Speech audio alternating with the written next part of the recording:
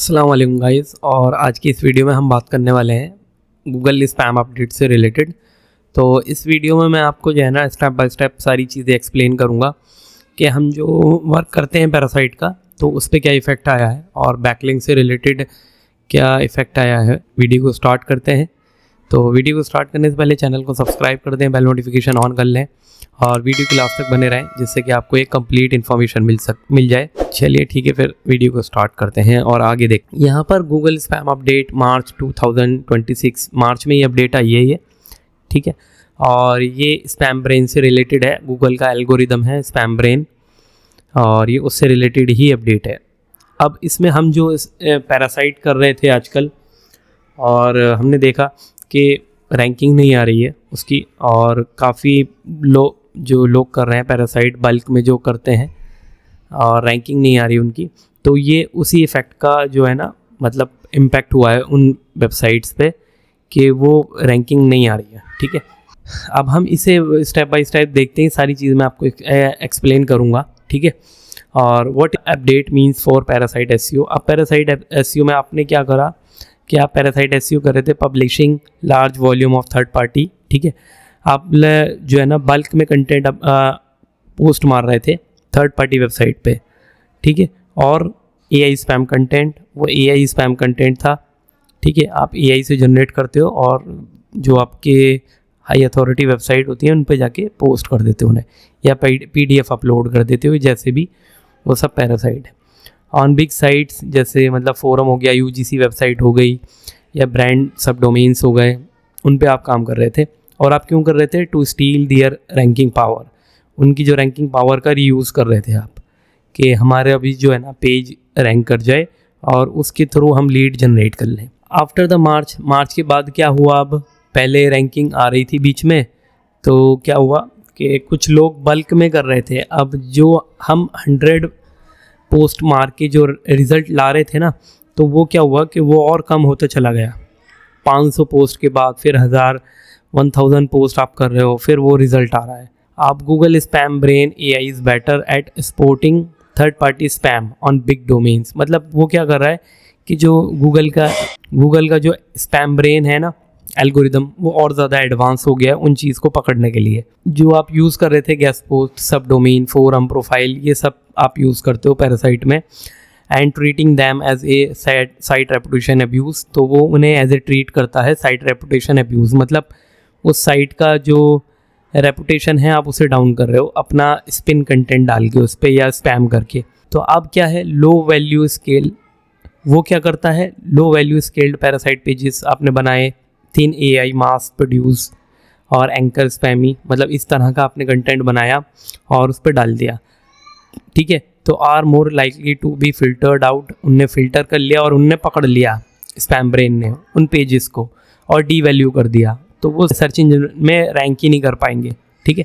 आपने मान लो 500 pages post मार दिए, आपने 500 पेजेस उसमें डाल दिए, फिर क्या हुआ कि आपको वो वैल्यू ही नहीं मिली, आपके पेजेस रैंक ही नहीं हुए। वो रैंक इसलिए नहीं हुए, इंडेक्स हो गए पर रैंकिंग नहीं आई।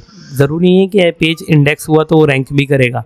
अगर वो स्पैम है या उसमें कोई ऐसी चीज़ें यूज़ करी गई हैं जो स्पैमी है, तो वो रैंक करना पॉसिबल नहीं है उसका फिर, क्योंकि वो स्पैम ब्रेन में कहीं ना कहीं डिटेक्ट होगा और वो उसकी वैल्यू को ख़त्म कर देगा, तो वो रैंकिंग नहीं आएगी फिर आपकी। इसमें in simple terms, if you are running ton of low effort pages on high DR site. अब ये यही बोल रहा है कि सिंपल टर्म्स में अगर हम बात करें ना, तो आप जो है ना लो एफर्ट पेजेस, मतलब बहुत सारे पेजेस आप बना रहे हो, उनकी क्वालिटी लो है, कोई इसमें क्वालिटी कंटेंट नहीं है, आपको इन्फॉर्मेशन नहीं दे रहे, बस स्पैम यूज़ कर रहे हो, हाई डीआर साइट पे आप डाल रहे हो जिससे कि वो रैंक कर जाए जल्दी। Those pages are now at much higher risk of losing ranking और नॉट रैंकिंग एट ऑल, ठीक है। तो वो अपनी रैंकिंग भी लूज़ कर रहे हैं, ठीक है, और रैंक भी नहीं कर रहे हैं। वाइल द मेन साइट में ऑल्सो गेट ए small trust hit. Main website है वो भी जो है ना उसका जो ट्रस्ट है वो भी हिट हो रहा है उससे कहीं ना कहीं, क्योंकि जब एक वेबसाइट की अथॉरिटी बिल्ड होती है ना और आप जाके उस पर स्पैम कर दोगे तो फिर क्या है, नेगेटिव सिग्नल जाएगा गूगल को, और गूगल को लगेगा इस वेबसाइट पे स्पैम हो रहा है तो इसे जो है ना इसकी रैंकिंग डाउन करो। तो पूरी वेबसाइट की रैंकिंग इफेक्ट होती है उससे। तो कहीं ना कहीं उस वेबसाइट का भी लॉस है उसमें कि हमने उस पर पैरासाइट किया और स्पैम कर रहे हैं, तो उस वेबसाइट की भी वैल्यू जाती है धीरे धीरे। अपना वो क्या होता है कि उसकी रैंकिंग भी जाती है और उस पर भी इफेक्ट आता है उससे। अब हम बात करते हैं, अब ये हो गया पैरासाइट के बारे में। ये कि आप काम कर रहे हो, काम करते रहो, पर यह है कि अगर आपकी वैल्यू कम आ रही है या रैंकिंग नहीं हो पा रही पोस्ट, तो मैं ये बोलूँगा कि आप कुछ टाइम का रेस्ट लो। उससे क्या होगा कि कुछ टाइम में कि आप देखो, पहले देखने का मतलब यह है कि आप जो कीवर्ड्स पे काम कर रहे हो ना, उनकी रैंकिंग ट्रैक करते रहो कि कोई पैरासाइट उस पर रैंक करनी स्टार्ट हुई या नहीं हुई। क्योंकि इससे क्या है ना कि आप भी अपना टाइम वेस्ट करने से बच जाओगे।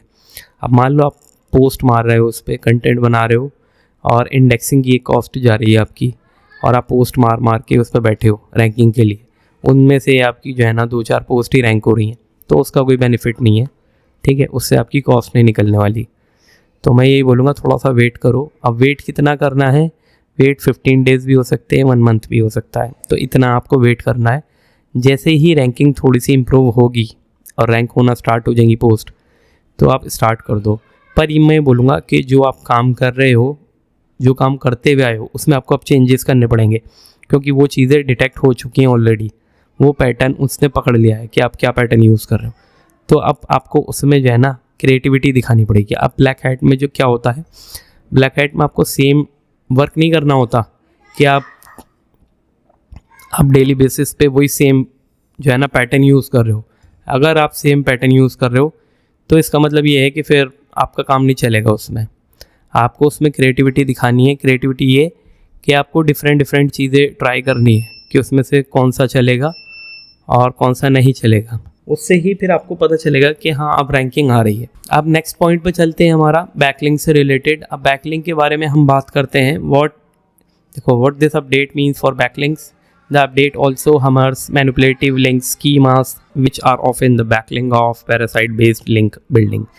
अब आपने क्या करा कि आपने बहुत सारे लिंक्स बनाए, ठीक है, और अब पैरासाइट के थ्रू भी लिंक्स बनाते हैं लोग कि उसमें पेजेस डाल देते हैं और उनसे लिंक लेते हैं। तो ये भी एक स्पैम है। स्पैमी आउटबाउंड लिंक्स मतलब parasite pages heavily linking to your money site. अब क्या है, बहुत सारे लोग क्या करते हैं, पेजेस बनाते हैं पैरासाइट पे और उन्हें लिंक कर देते हैं मनी साइट से। Can now be treated as deceptive और मैनिपुलेटिव। तो ठीक है, वही चीज़ है, उनने वो भी पकड़ ली है जो आप करना चाह रहे हो। आपने सोचा कि हम पैरासाइट में हम पेजेस बना के उन्हें लिंक कर देंगे मेन साइट पे, और उन्हें जो है ना उनसे कहीं ना कहीं हमें कुछ ना कुछ मिलता रहेगा, ठीक है। तो वो सारी चीज़ें उसने पकड़ ली हैं, अब वो भी डिटेक्ट कर रहा है। वो लिंक स्पैम नेटवर्क मतलब अपने PBNs बनाए। PBNs क्या होता है ना कि वो कभी कभी डिटेक्ट हो जाते हैं।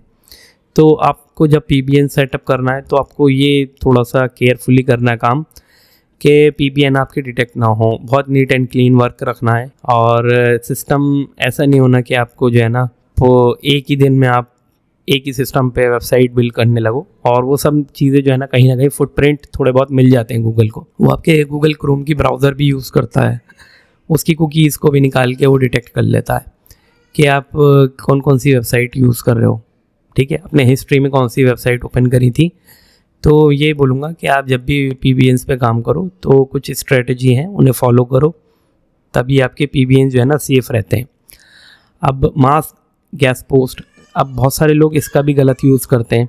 गैस पोस्ट करते हैं तो उसमें क्या है कि वो बल्क में गैस पोस्ट मारते हैं, या फिर उन्होंने अपनी वेबसाइट खड़ी कर ली गैस पोस्टिंग के लिए, तो वो उनका यूज़ करते हैं। तो वो कहीं ना कहीं वो चीज़ भी जो है ना गूगल को सही नहीं लगती। फोरम स्पैम, फोरम में भी स्पैम करते हैं लोग, फोरम में पोस्ट मारते रहते हैं बल्क में। ब्लॉग कमेंट्स, ये भी एक स्पैम है। तो ये क्या है कि are being devalue more aggressively by spam brain. तो आप कोई भी काम कर रहे हो बहुत ज़्यादा क्वांटिटी में और वैल्यू प्रोवाइड नहीं कर रहे कुछ भी, और बार बार कर रहे हो, डेली बेसिस पे कर रहे हो, तो वो स्पैम ब्रेन उस चीज़ को डिटेक्ट करता है। एंड सम लिंक्स में बी इफेक्टिवली इग्नोर और even counted as a negative signal, ठीक है। तो वो जो है ना वो इग्नोर भी कर देता है उन लिंक्स को। मान लो आपने कोई वेबसाइट बनाई और आपने स्टार्टिंग से ही उस पर लिंक बनाने स्टार्ट कर दिए एकदम, मतलब डे 1 से आपने बहुत स्पीड में लिंक्स बनाए, तो वो चीज़ जो है ना वो एकदम पकड़ में आती है। आपको ऐसे नहीं काम करना कभी भी। आपको काम करना है स्टार्टिंग से क्या है, स्लो लेके चलो थोड़ा सा, किसी भी वेबसाइट को। फ्रेश डोमेन है, एकदम से लिंक बनाओगे, एकदम से उसकी अथॉरिटी बिल्ड करोगे, वो कहीं ना कहीं गूगल उसे डिटेक्ट करता है कि एकदम से कैसे इसकी अथॉरिटी बिल्ड होने लगी और एकदम लिंक इतने कैसे, लिंक जूस कैसे पास हुआ इसमें। तो वो क्या है कि आप जो है ना स्पीड में लिंक्स बनाते हो। स्पीड में लिंक्स नहीं बनाने, स्टार्टिंग में स्लो चलो, फिर उसके बाद कुछ टाइम का टाइम दो। ये ऐसा होता है कि आप डोमेन बाय करके उस पर कुछ लिंक बनाओ और उसे छोड़ दो कुछ टाइम के लिए। एकदम से नए डोमेन को मत उठाओ और उस पर काम करना शुरू कर दो, वो एकदम से डीवैल्यू हो जाएगा और वो स्पैम ब्रेन में डिटेक्ट होगा। ठीक है, अब इसमें क्या है कि in simple terms, if your strategy relies, अगर आपकी स्ट्रेटेजी इनसे रिलाई करती है, parasite pages with over optimize anchor pointing to your site, मतलब वही है कि आपने पेजेस बनाए और उन्हें ओवर ऑप्टिमाइज कर दिया। ओवर ऑप्टिमाइज मतलब बहुत ज़्यादा कीवर्ड्स उसमें डाला और उसे ऐसा कर दिया कि वो बहुत ज़्यादा over optimize anchor pointing to your site, मतलब एंकर टेक्स्ट लगा दिए बहुत ज़्यादा उसमें। Over huge volumes of low quality pointing sites, मतलब आपने जो है ना बहुत सारी वेबसाइट्स पे लो क्वालिटी कंटेंट डाल के और पॉइंटिंग कर दिया अपनी साइट। आपने पैरासाइट पेजेस बनाए और उन पे कंटेंट डाला और लिंक दे दिया अपनी मेन साइट से। अब देखो, तो आप क्या सोचते हो कि वो क्रॉल करेगा पैरासाइट पेजेस को, आपकी वेबसाइट पे नहीं जाएगा। मान लो आपने 100 पैरासाइट पेजेस बनाए और आपने अपनी मेन वेबसाइट का ही लिंक दे दिया उस पर, तो वो क्या करेगा, उन 100 को स्कैन करेगा और फिर क्रॉल करके आपकी वेबसाइट पे जाएगा। तो वो इस पैटर्न को जो है ना अंडरस्टैंड कर लेता है कि ये क्यों कर रहे हो। ठीक है, तो कभी भी ऐसे पैटर्न मत बनाओ कि कोई एल्गोरिदम उसे डिटेक्ट करे। ठीक है, तो हमेशा पैटर्न को चेंज करते रहो, कुछ टाइम के बाद पैटर्न को चेंज करो। डेली बैकलिंक भी मत बनाओ। ठीक है, और जैसे आज आपने बैकलिंक बनाए, कल का टाइम छोड़ दो उसे, कल बैकलिंक नहीं बनाने, परसों लिंक बनाने हैं। ठीक है, और डेली इंडेक्स भी मत कराओ बैकलिंक को। डेली इंडेक्स कराओगे वो तब भी पकड़ लेगा। तो एक दिन इंडेक्सिंग का रखो, एक दिन बैकलिंक बनाओ, एक दिन इंडेक्सिंग का रखो। पहले बैकलिंक्स को भी नेचुरली इंडेक्स कराओ, फोर्स इंडेक्सिंग मत करो। फोर्स इंडेक्सिंग करोगे एकदम से सारे लिंक्स इंडेक्स होंगे, तो वो क्या है, वो भी एक नेगेटिव सिग्नल है। बहुत सारी चीज़ें होती हैं जो आपको जो है ना ध्यान रखनी है, और अपना एक पैटर्न जो है ना वो मत बना के चलो, कभी भी पैटर्न को चेंज करते रहो, चेंज करते रहो। जितना ज़्यादा चेंज करोगे उतना वो डिटेक्ट होने में प्रॉब्लम करेगा। ठीक है, वो फुटप्रिंट होते हैं, वो कहीं ना कहीं उसे डिटेक्ट करता है और आपके काम को ख़राब कर देगा। फिर यही होगा कि आप काम करते रहोगे, उसकी कोई वैल्यू नहीं आएगी और वो वेस्ट होगा सब कुछ। बैकलिंक का हमने देख लिया, पैरासाइट का हमने देख लिया कि क्या इफेक्ट आया है। अब आपको काम कैसे करना है? आपको काम यही करना है कि आपको थोड़ा वेट करना है। बैकलिंक में तो आप काम कर सकते हो। बैकलिंक में ये है कि आपको बस जो है ना एग्रेसिवली काम नहीं करना, थोड़ा सा टाइम दो, फिर काम करो, फिर इंडेक्स कराओ, स्लो चलो थोड़ा सा। स्टार्टिंग में 1 मंथ के लिए आप जो है ना बैकलिंक बहुत स्लो बनाओ किसी भी फ्रेश डोमेन पे। उसके बाद सेकंड मंथ थोड़ा सा फास्ट करो काम को, और थर्ड मंथ फिर थोड़ा सा फास्ट करो। ठीक है, अब ये भूल जाओ कि 1 महीने में कोई वेबसाइट रैंक होती है, वो भी फ्रेश डोमेन। फ्रेश डोमेन कभी भी 1 मंथ में रैंक नहीं होता, वो इसमें 3-4 महीने लग रहे हैं, अब 3 मंथ लग जाते हैं।